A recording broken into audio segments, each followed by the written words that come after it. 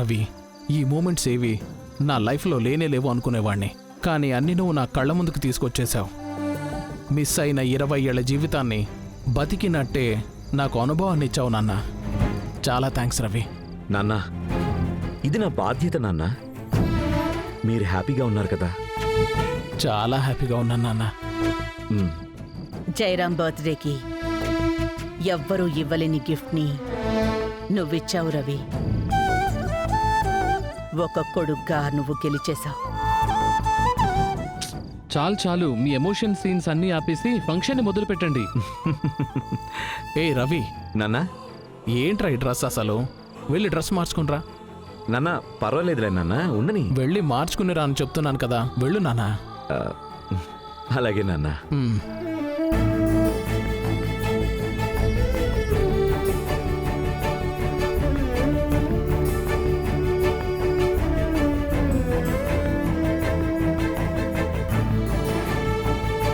Aunty,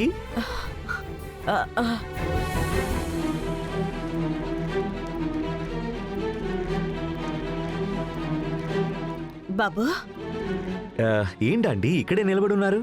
అంటే బాబు ఊరికే. Birthday function అక్కడ జరుగుతుంది కదా ఆంటీ. మీరు బర్త్డే ఫంక్షన్కే కదా వచ్చారు? అవును. మరి అందరితో కలిసి ఉండొచ్చు కదా ఆంటీ.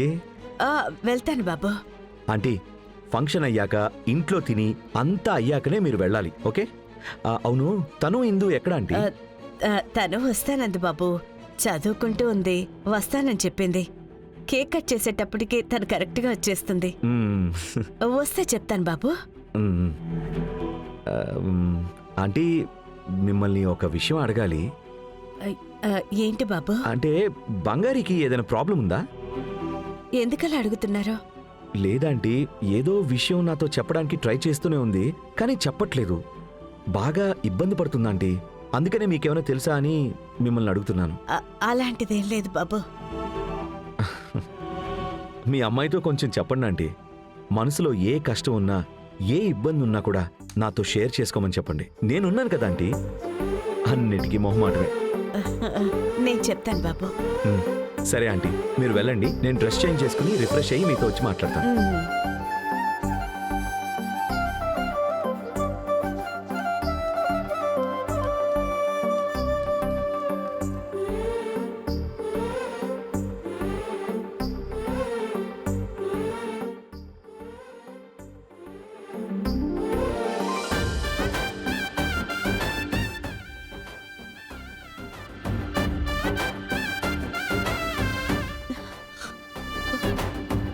అయ్యో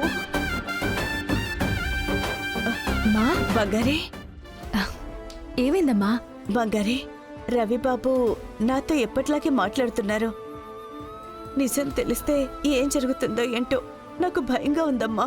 నేను ఈ నిజం ఎప్పుడూ రవి సార్కి చెప్దామనే అనుకున్నానమ్మా. అయ్యో, చెప్పేశావా? అనుకున్నానమ్మా. అది చెప్పడానికి ట్రై చేశాను కూడా. కానీ ఆయన నీ పేరు చెప్తేనే కోప్పడిపోతున్నారమ్మా. అందుకే నేను చెప్పలేదమ్మా.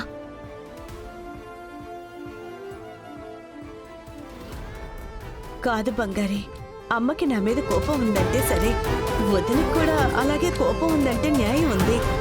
రవిని నేను ఎత్తుకొని పెంచిన బిడ్డ. ఈ గొడవ జరుగుతున్న టైంకి రవి చాలా చిన్న పిల్లవాడమ్మా. తనకి నా మీద కోపం ఉందా? రవి బాబు కూడా నన్ను శత్రువులా చూస్తున్నాడా? అవునమ్మా. నేను రవి సార్ మనసు మారి ఉంటుంది, నీ మీద ఆ చిన్నప్పటి ప్రేమతోనే ఉన్నారు అని అనుకున్నాను. కానీ రవి సార్ అలా లేరు. చాలా కోపంగా ఉన్నారు. కోపంగానే ఉంటారు.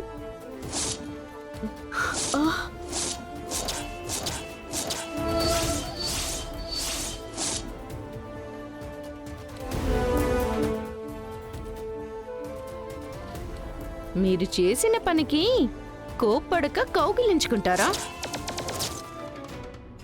ఇప్పుడు కానీ నువ్వెవరు, మీ అమ్మ ఎవరు, ఈ ఇంట్లో చేరి ఎన్నెన్ని పనులు చేశారు? ఇప్పటి వరకు ఎంత పెద్ద డ్రామాలు వేస్తున్నారని ఇదంతా ఇంట్లో వాళ్ళకి తెలిసిందే అనుకో, అప్పుడేమవుతుంది? అయ్యో, ఏయ్, నిన్నెవరే లోపలికి రానిచ్చింది? ముందు బయటికి వెళ్ళు. ఓహో మేడం, పార్టీ మూడ్లో ఉండి తిడుతున్నారేంటి? ఏంటి చూస్తున్నావు? నాకు అన్నీ తెలుసు. ఈవిడే ఝాన్సీ అమ్మకి కూతురు. నువ్వే ఝాన్సీ అమ్మకి మనవరాలివి.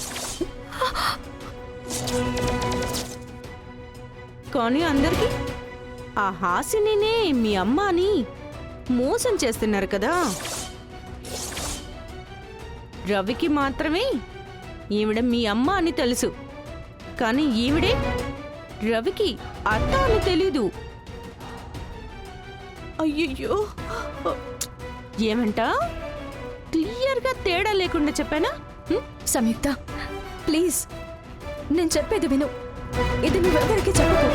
నువ్వు చెప్పిందంతా నేనెందుకు వింటాను? ఇప్పుడే వెళ్తున్నా రవి దగ్గర. అది ఊర్లో ఏదో వేస్తుంటారే, దండోరా. దండోరా వేసి మరీ చెప్పి తీరుతాను. ప్లీజ్ శామ్, ఇది చాలా పెద్ద ప్రాబ్లం అవుతుంది.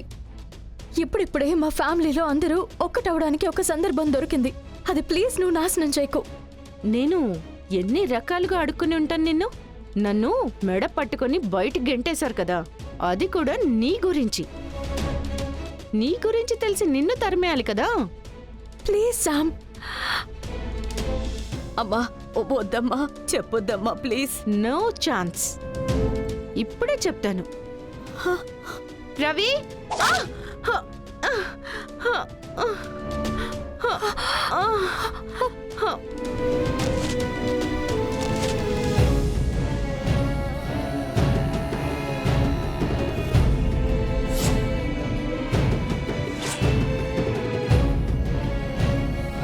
అన్నయ్య, ఏంటన్నయ్య అలా చేసావు?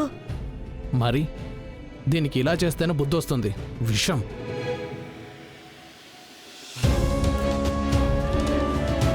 ఏంటి మావయ్య, ఎందుకు తొందరపడ్డారు? ఇంకేం చేయమంటావు బంగారి? ఇది పోయి నిజం చెప్తే అది ఎంత పెద్ద ప్రాబ్లం అవుతుందో తెలుసు కదా. ఇప్పుడు తనేం చేయాలి మావయ్య? ఫంక్షన్ అవ్వని, తర్వాత చూసుకుందాం. మావయ్య, అయ్యో సంయుక్త తనిక్కడికి ఎలా వచ్చింది? ఎందుకిలా కింద పడుంది మావయ్య? సంయుక్తకి మనం ఎవరు అన్న నిజం తెలిసిపోయింది. రవి సార్కి చెప్పేస్తానంది. అందుకని మావయ్య తన తల మీద కొట్టారు. మంచి పని చేశారు మావయ్య. దీనికి నిజంగా ఇదే కరెక్ట్ మావయ్య. నువ్వొక్కదానివి తను. నువ్విక్కడే రూమ్లో ఉండు. ఎవరు రాకుండా చూసుకో. తను ఎవరి కంట్లోనూ పడకుండా చూసుకో. దానికంటే ముందు తను తప్పించుకోకుండా కట్టిపడేయాలి. రండి, పట్టుకోండి. పట్టండి.